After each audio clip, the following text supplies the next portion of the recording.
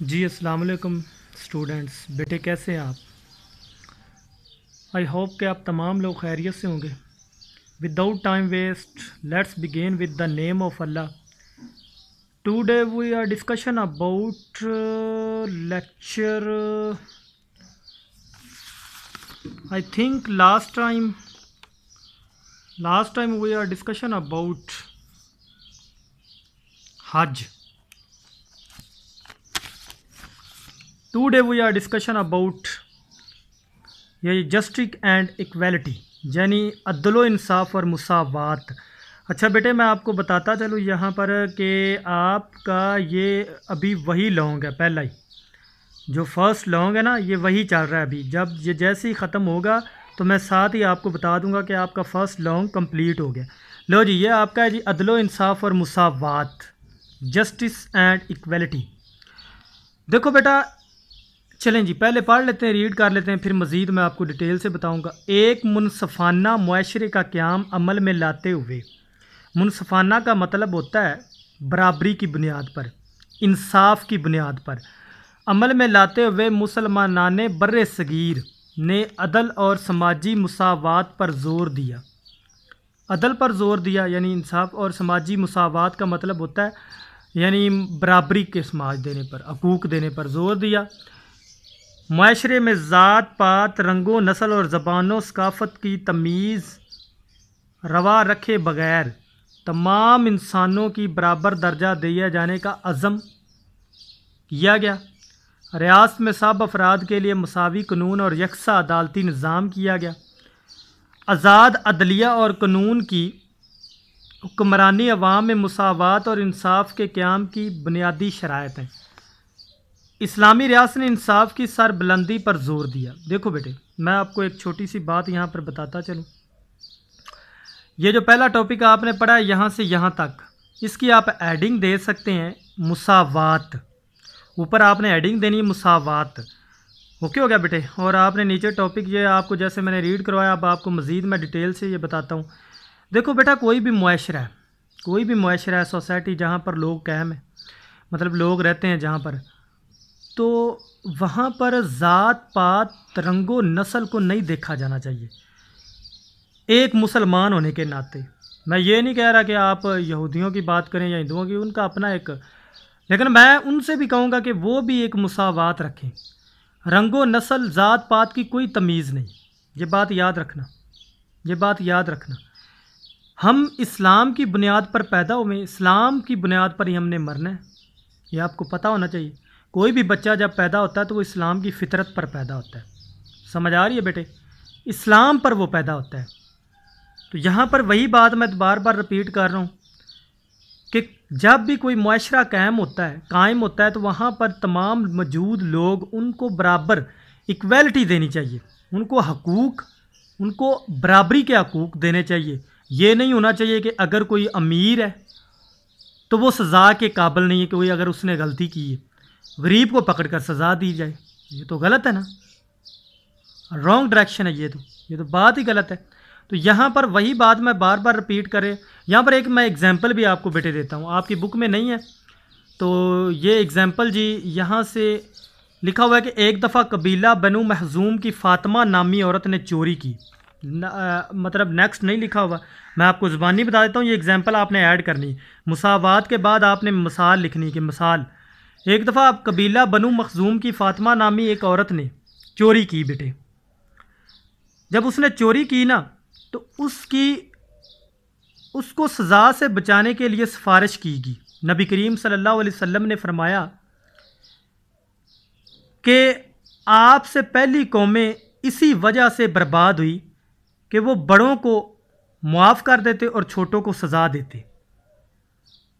خدا کی قسم، یہ نبی کریم صلی اللہ علیہ وسلم فرما رہے ہیں، خدا کی قسم اگر فاطمہ بنت محمد یعنی محمد کی بیٹی جو فاطمہ ہے وہ بھی چوری کرتی تو میں اس کے بھی ہاتھ کاٹ دیتا۔ یہ اتنی بڑی سزا ہے، سمجھ آ رہی یا نہیں آ رہی؟ تو بات کرنے کا مقصد یہ ایگزامپل میں نے آپ کو پوری بتا دی ہے، اوکے بیٹے؟ سمجھ آ رہی ہے؟ یہ بار بار رپیٹ کر کے آپ سن سکتے ہیں، اور یہ ایگزامپل آپ لکھیں گے مساوات کی ایڈنگ دینے کے بعد، مساوات میں یہ چیز آئے گی۔ اس کے بعد آپ نے یہ اگزامپل دینی جو میں نے زبانی بولی. اس کے بعد آپ آئیں گے جی خطبہ حجت الوداع کی طرف. تو بیٹا خطبہ حجت الوداع میں بھی نبی کریم صلی اللہ علیہ وسلم نے یہی فرمایا تھا. آپ نے 8 کلاس کی اسلامیات میں بھی پڑھا ہے کہ اے لوگو تم سب ایک آدم کی اولاد ہو، یعنی ایک پروردگار آپ سب کا ایک ہے اور تم سب اولاد آدم ہو، ایک ہی آدم کی اولاد ہو. بس کسی عربی کو اجمی پر، اجمی کو عربی پر، کسی گورے کو کالے پر اور کسی کالے کو گورے پر کوئی فوقیت حاصل نہیں ہے. مطلب اس پر آپ نہیں جا سکتے، سمجھ آ رہی؟ اس کو کوئی مطلب آپ کہہ سکتے کہ کوئی اس کو اسپیشلسٹی دینے کا، کوئی اسپیشلٹی دینے کا کوئی مطلب آپ کہہ سکتے ہیں کوئی حق نہیں ہے کسی گورے کو کالے پر یا کسی کالے کو گورے پر. اس کے بعد آ جاتا ہے جی پروموشن آف ڈیموکریسی. ڈیموکریسی جمہوریت کا فروغ. جمہوریت کا فروغ سب سے پہلے بیٹا آپ نے یہی جمہوریت کا فروغ میں نے آپ نے ہیڈنگ دینی ہے. تو آپ نے یہاں سے لے کر یہاں تک آپ نے کیا کرنا ہے جی، یہاں سے لے کر یہاں تک آپ نے یہ لکھنا ہے. ٹاپک کیا لکھنا ہے جی؟ اسلامی ریاست اور معاشرے کی بنیاد مشاورات ہے. دیکھو اسلامی ریاست اور معاشرے کی جو بنیاد ہے، جو معاشرے کو بنانے کا وہ یہ مطلب میتھڈ ہے کہ اس پر مشاورات کی جائے، مشورے کیے جائیں. اب اسلامی معاشرے میں جمہوریت کو فروغ حاصل ہوتا ہے، یہ باقی ڈیموکریسی کو یہ فروغ حاصل ہے. کیا فروغ کیا؟ اور عوام کے حقوق کا خاص خیال رکھا جاتا ہے. اس میں عوام کے حقوق کا خاص خیال رکھا جانا چاہیے، انہیں مساوی درجہ ملنا چاہیے اور وہ قانون کے دائرے کے اندر رہ کر زندگی گزارتے ہیں. قوانین انہیں تحفظ مہیا کرتے ہیں، جو قانون لاگو کیا جاتا ہے، اپلائی کیے جاتے ہیں، ان کے لیے ان کو مطلب سیف رکھنا مہیا سیف پرووائڈ کرتے ہیں، تحفظ مہیا کرتے ہیں. قانون کی نظر میں بیٹا سب برابر ہوتے ہیں، ایوری پرسن آر ایکول. لیکن یہ پاکستان ہے جناب، یہاں پر کوئی نہیں میں نے دیکھا برابری. اگر وہ غریب ہے آپ نے دیکھا ہوگا اس کی تو رپورٹ کوئی مطلب کوئی لڑائی پڑ جائے وہ بیچارہ مطلب تھانے میں چلا جاتا ہے غلطی سے بھی تو اس کی رپورٹ ہی نہیں کاٹی جاتی.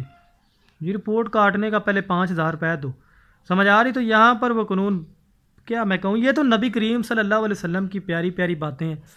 اس وقت یقین جانیے گا نبی کریم صلی اللہ علیہ وسلم کے جو ریلیٹیوز بھی ہوتے تھے نا، رشتہ دار، اگر وہ غلطی پر ہوتے تھے تو نبی کریم صلی اللہ علیہ وسلم وہاں پر بیٹھ کے فیصلہ کرتے تھے کہ تم غلط ہو، اور ایک کافر کو کہتے تھے کہ تم ٹھیک ہو.